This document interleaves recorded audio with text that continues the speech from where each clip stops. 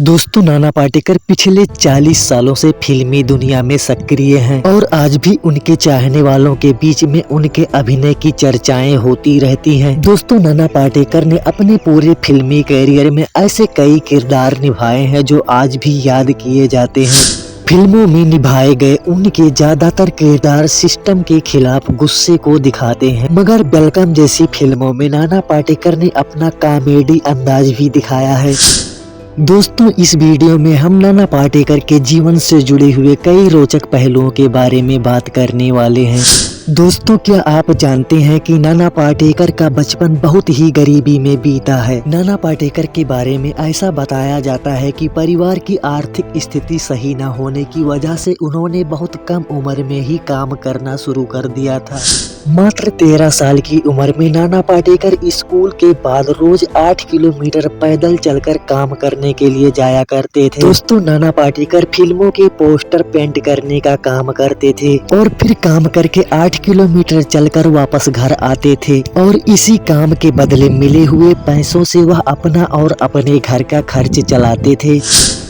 दोस्तों नाना पाटेकर हिंदी के अलावा कई मराठी फिल्मों में भी नजर आ चुके हैं। उन्होंने अपने करियर की शुरुआत साल 1978 में रिलीज हुई फिल्म गमन से की थी। हालांकि इस फिल्म में उनके काम को नोटिस नहीं किया गया था। दोस्तों साल 1989 में फिल्म परिंदा रिलीज हुई थी, जिसमें नाना पाटेकर ने एक खलनायक का किरदार निभाया था। दोस्तों इस फिल्म से नाना पाटेकर को बहुत ही ज्यादा लोकप्रियता हासिल हुई थी। परिंदा में निभाए गए किरदार के जरिए वह पूरे बॉलीवुड में छा गए थे। दोस्तों परिंदा में निभाए गए उनके किरदार के लिए उन्हें उस साल के बेस्ट सपोर्टिंग एक्टर का अवार्ड भी मिला था।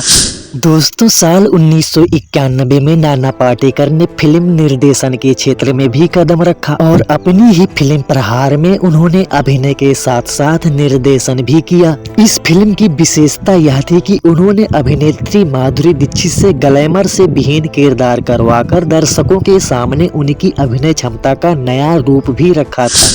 दोस्तों साल 1992 में रिलीज हुई फिल्म तिरंगा बतौर मुख्य अभिनेता नाना पाटेकर की पहली सुपरहिट फिल्म साबित हुई थी। दोस्तों तिरंगा में नाना पाटेकर को संवाद अदायगी के बेताज बादशाह राजकुमार के साथ काम करने का अवसर मिला था, लेकिन दोस्तों नाना पाटेकर ने भी अपनी विशेष संवाद शैली से राजकुमार को अभिनय के मामले में कड़ी टक्कर देते हुए दर्शकों का खूब मनोरंजन किया था।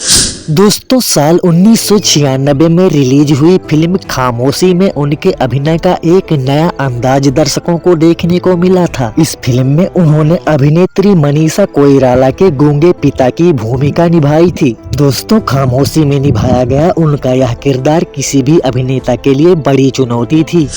दोस्तों खामोशी में बिना डायलॉग बोले सिर्फ आंखों और चेहरे के भाव से दर्शकों को सब कुछ बता देना नाना पाटेकर की अभिनय प्रतिभा का ऐसा उदाहरण था जिसे शायद ही कोई अभिनेता दोहरा पाएगा। दोस्तों साल 1999 में नाना पाटेकर को फिल्म कोहराम में काम करने का मौका मिला। इस फिल्म में उन्हें पहली बार सुपरस्टार अमिताभ बच्चन के साथ काम करने का अवसर मिला था। दोस्तों इस फिल्म में अमिताभ बच्चन और नाना पाटेकर जैसे अभिनय की दुनिया के दो महारथियों का टकराव देखने लायक था।